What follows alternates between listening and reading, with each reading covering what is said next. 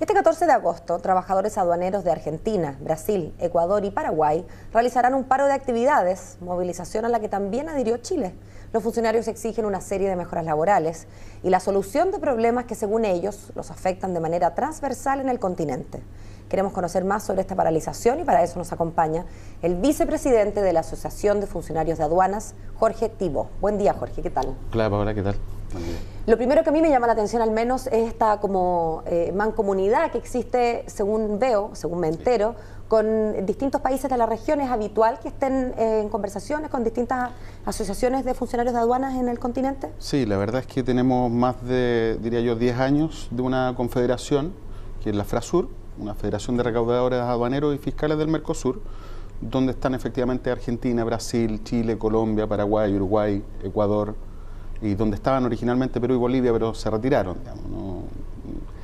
Les fue mal en sus aduanas y les pasaron aplanadora, que es una situación que se vive en todos los países, absolutamente igual. Así que es habitual, igual que la ANEF, pero a nivel sectorial, solo de los trabajadores aduaneros y del Mercosur. Bueno, Jorge, cuéntame cuáles son estas escasas facultades de fiscalización. Una, que es lega en la materia, yo nunca he estado ni siquiera en un terminal aduanero de carga, por lo menos, he pasado, qué sé yo, cruzando Mendoza. Uno dice, bueno, un fiscalizador aduanero, según yo lo entiendo, es por, como su tema central es ser un revisor, un fiscalizador, y si no puede fiscalizar, cuando es un fiscalizador por antonomasia, ¿cómo es eso? Mira, el tema es que la función aduanera, históricamente, la aduana tiene 10.000 años de historia, surge en Mesopotamia, digamos, entonces la función no ha cambiado mucho, lo que cambian son las tecnologías y los procesos y las mercancías que tú tienes que fiscalizar. Claro que sí. Hace el año 79, más o menos en Chile, la dotación de funcionarios de aduana era cercana a los 1.500 funcionarios. Hoy día somos casi 1.600. Pero el volumen de comercio exterior del año 79 al que tenemos hoy es algo distinto. Pero también, o sea, hay mucho más bienes que pasan por las aduanas, hay apenitas más funcionarios, pero también, me imagino, hay computadores, tecnologías, cosas que hacen más eficiente a cada uno de nosotros. Exacto, totalmente de acuerdo. Entonces nosotros se nos impide, por ejemplo, el año 79 se revisaba el 100% de la mercancía físicamente. Hoy día es imposible, pero no alcanzamos a revisar el 5% de las mercancías que ingresan a Chile. El 5%. O sea, en el otro 95% que no vemos, habitualmente viene, por ejemplo, las mercancías que vemos de juguetes con tolueno en la calle, que vemos lo que está de moda hoy día. Jorge, sí. Déjeme entender bien, ¿ustedes entonces plantean este paro como un paro por el bien del país porque están entrando juguetes con tolueno o tiene que ver con algo que también me parecería enteramente legítimo, reivindicaciones que tienen que ver con ustedes, no con el resto de Chile? Son las dos cosas. Una, creemos que cuando se debilita la aduana, efectivamente lo que tú haces es poner en riesgo a la ciudadanía, porque tú fiscalizas menos. Nosotros estamos de acuerdo en modernizar la aduana y facilitar el comercio, parte de nuestro desarrollo. Sin embargo, facilitar en muchos países, particularmente en el nuestro, se entiende facilitar como reducir el control. Y nosotros creemos que facilitar es simplificar los procesos y simplificar la normativa. Es decir, que sea más ameno, que haya menos papel, que haya menos burocracia. ¿Cuánto le parecería a usted adecuado, si es que el 5% le parece muy poco de las materias, de los bienes revisados? ¿Cuánto es adecuado? ¿Cuánto es un estándar de país desarrollado? Mira, en general se revisa alrededor del 10%, pero eso no es solo revisar el 10%, sino que tú tienes que seguir un esquema de gestión de riesgo. Yo hago perfiles, manejo la información y escojo aquella mercancía que me parece que tiene un riesgo mayor. Por ejemplo, voy a dar un ejemplo súper típico, digamos. Supongamos que viene café desde Colombia y sale por Chile hacia Asia o hacia África. Es curioso que salga a través de Chile. Luz amarilla, obvio. Y si bien el café habitualmente se asocia al café para ocultar cocaína. Entonces yo tiendo a revisar ese tipo de mercancía. ¿Pero ustedes tienen esa facultad? Sí, tenemos la facultad. Que no pasa lo mismo en los distintos países. Por ejemplo, los problemas de Brasil tienen que ver con justamente que le están quitando facultades de fiscalización, particularmente las que tenemos que hacer a posteriori. ¿Qué significa a posteriori? Tú tienes que revisar la carga en el puerto, en el aeropuerto, donde sea. Sin embargo, hoy día no revisas el 90 o 95% de la carga. ¿Dónde la tienes que ir a revisar?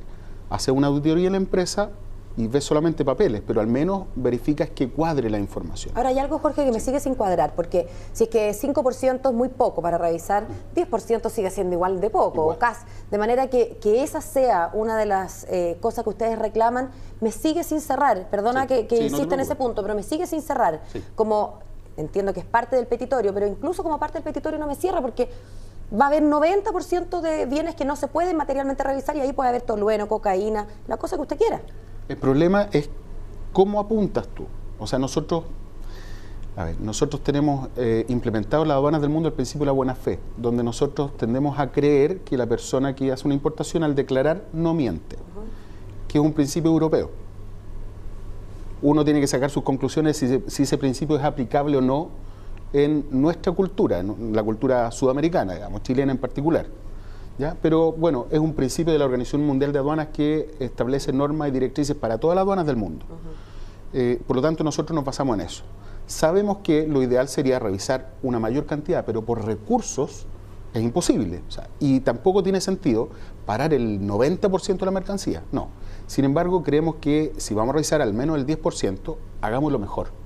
Apuntemos a las operaciones que son riesgosas, pero para eso tenemos que tener recursos, que significa mayor inversión en tecnología, pero también en personal.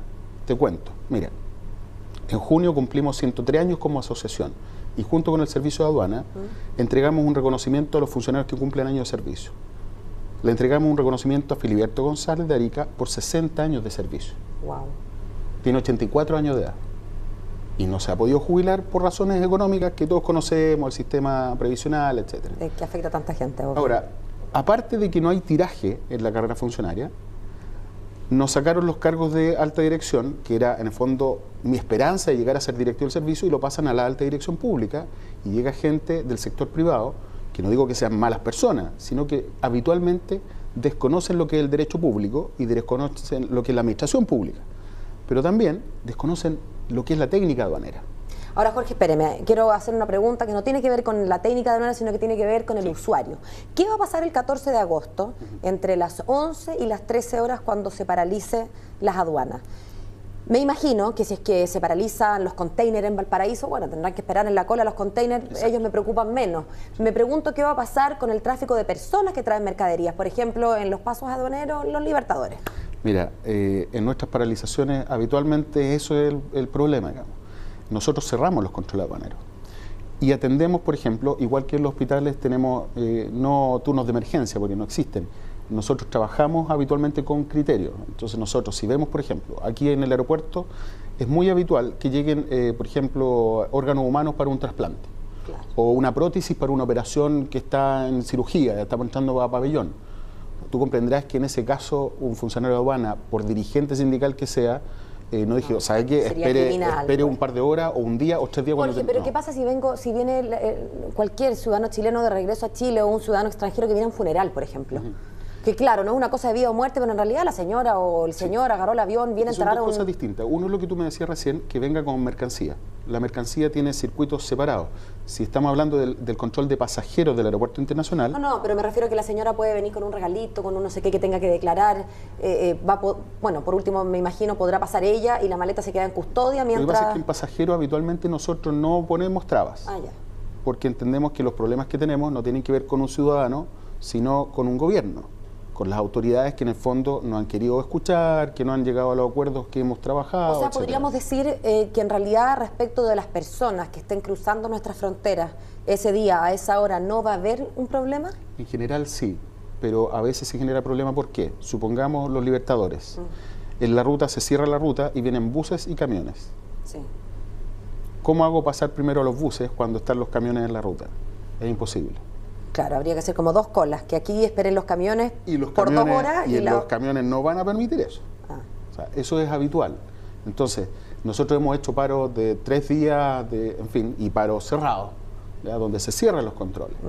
Y nosotros como Aduana de Chile o Gremio Aduanero de Chile estamos analizando y la próxima semana tenemos una asamblea para ir a un paro indefinido por nuestros temas con nuestro gobierno.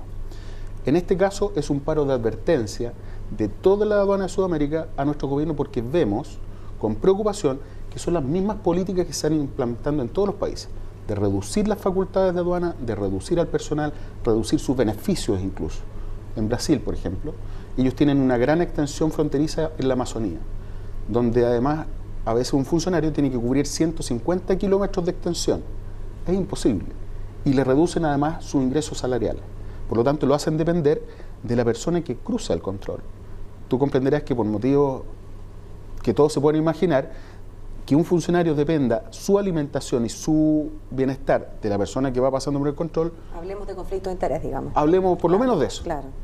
En Ecuador no se pueden afiliar, no tienen derecho a sindicalización, lo están haciendo desaparecer. En Uruguay le acaban de pasar una ley de reestructuración donde permiten que entre gente de afuera sin ningún conocimiento a más de 80 cargos directivos, y ellos son alrededor de 800. En fin, es una visión como transversal en América Latina. Jorge, le quiero agradecer que haya venido a contarnos sobre sus demandas y también sobre un poco cómo funciona, y hacer un llamado a las personas a que van a cruzar la frontera, que no las traten, o sea, si no es urgente, traten de no cruzarlas en ese horario. Esto va a ser de 11 de la mañana a 1 de la tarde, el día en Chile es el día 14 de agosto, ¿no es verdad? Así es. Listo, muchas gracias y buen día. Que esté bien, buen día.